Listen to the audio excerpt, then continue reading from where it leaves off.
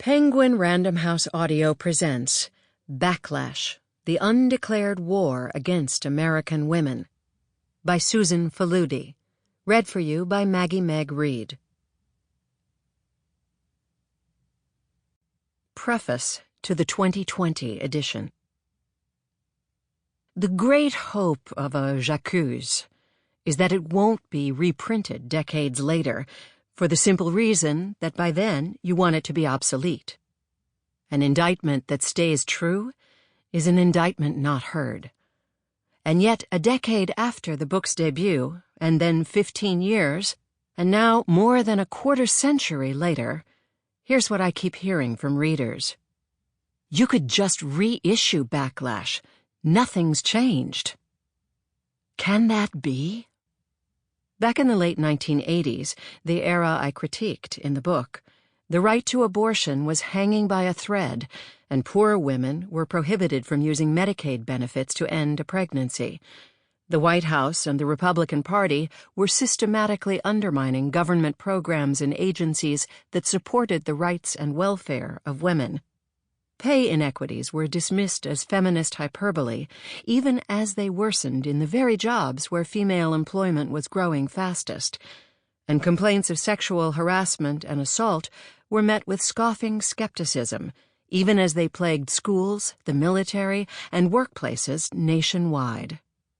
Wow, that was such a different time, Roxane Gay remarked after reading Backlash for the online Backlash book club in 2014. And at the same time, it feels like, wow, very little has changed. If anything, a Backlash written in 2020 would be direr in many respects, starting, of course, with the election of the most flagrantly misogynist president in our nation's history. Say what you will of Ronald Reagan, and I had plenty to say back then, he never called women dogs, or referred to breastfeeding as disgusting, or bragged of grabbing women's pussies, or suggested locking women up if they had an abortion. Reagan was the first U.S. president to openly and vociferously oppose abortion. The gag rule that Trump rushed to reinstate, denying U.S. family planning funds to international organizations that offer abortion counseling, was Reagan's brainchild. Like Trump, Reagan vowed to nominate only Supreme Court justices who would put an end to Roe v. Wade, but his first choice, Sandra Day O'Connor, salvaged Roe by declaring that no undue burden should be placed on women seeking abortions, and his last choice, Anthony Kennedy, proved a highly ambivalent swing vote. Today, women's reproductive rights and health are in far greater jeopardy. More than 1,000 state legislative restrictions have already constrained women's access to abortion. Waiting periods, parental consent requirements, mandated counseling sessions, funding bans, gestational limits, and targeted regulation of abortion providers laws that require family planning clinics to install unnecessary and expensive surgical facilities, affiliate with hospitals, and meet absurd specs on everything from the square footage of janitorial closets to the height of lawn grass. 90% of U.S. counties now have no abortion provider, up from 78% in 1982.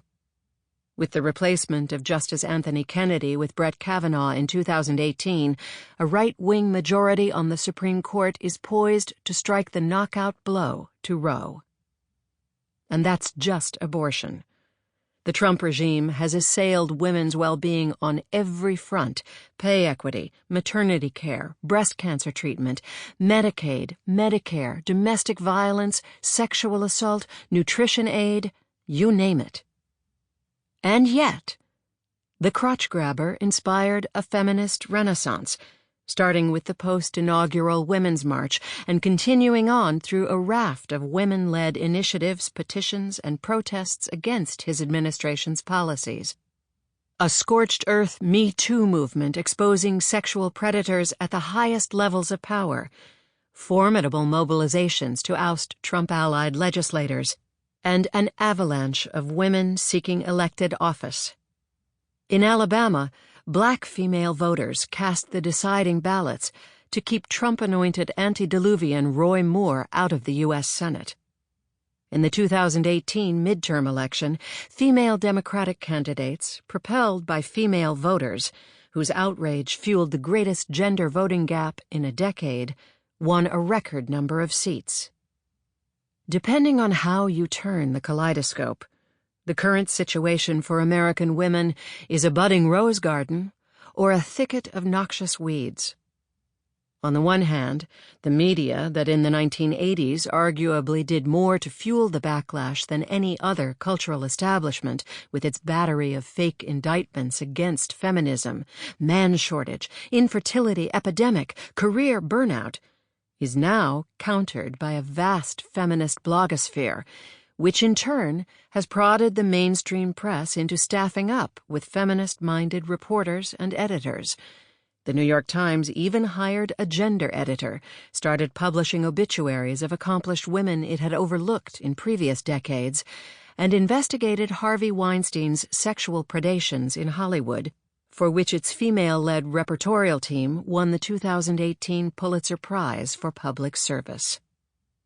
On the other hand, female journalists face harassment and threats on a whole new front, thanks to bile-spewing swarms of trolls whose virtual mobbings women reporters have little way of avoiding in an online media environment that demands ever more audience engagement. The male-dominated technology industry that created the conditions for unlimited online abuse has been notoriously lax in combating it, even as the misogynist blitzkrieg has reached epidemic and hair-raising levels. Scholarly media surveys in the last 2 years find that nearly every female journalist has found herself on the receiving end of attacks, affecting her safety and future online activities, as one reporter put it. Feminist female writers have always known this is an issue. Scotchy Cool, a writer for BuzzFeed, told Columbia Journalism Review in 2018. But something happened 2 years ago with the ramp-up to the election. If you were a female writer, you couldn't say something without someone wanting to kill you. It shifted our understanding of a threat. There's a name for that: backlash. We witnessed the same dynamic in the 1980s. The more women speak up and demand their rights, the more a threatened male populace lashes back. A flood of millennial women proudly brandished their feminist creds in social media and on T-shirts, laptop stickers, and tattoos, and a raging subculture of self-proclaimed incel, involuntarily celibate, young men ratchets up the anti-feminist venom. Typical fare? Even toilet paper has more value than an American women. If any of you feminist bitches are reading this, F you, you piece of crap. Start envisioning a world where women fear you, 22-year-old Elliot Rodger proclaimed, before killing 6 people and himself in Santa Barbara. The incel rebellion has already begun, declared 25-year-old Alec Minassian before murdering 10 people and injuring 14 in Toronto. Those rampages happened in 2014 and 2018, respectively. But remember Mark Lapine, who, after being denied admission to an engineering program, charged into a school in Montreal, screaming, "You're all a bunch of fucking feminists," and shot 14 women and himself? Oh, wait, that was 1989. Wow, that was such a different time. Wow, very little has changed. When I wrote Backlash, the cultural urge was to blame feminism for any and all female discontents, from unhappy love lives to depressive disorders to barren wombs to the existence of bag ladies. I wanted to protest against that reflexive urge, to implore women to look beyond themselves for the sources of their distress, to the world outside of and opposed to the women's movement. They weren't being afflicted by their own liberation. Powerful political and cultural institutions had found plenty of ways of making women miserable in the 1980s. Feminism was the one organized effort committed to recognizing those external oppressions and fighting them. those institutions are still powerful and Sample complete. Ready to continue?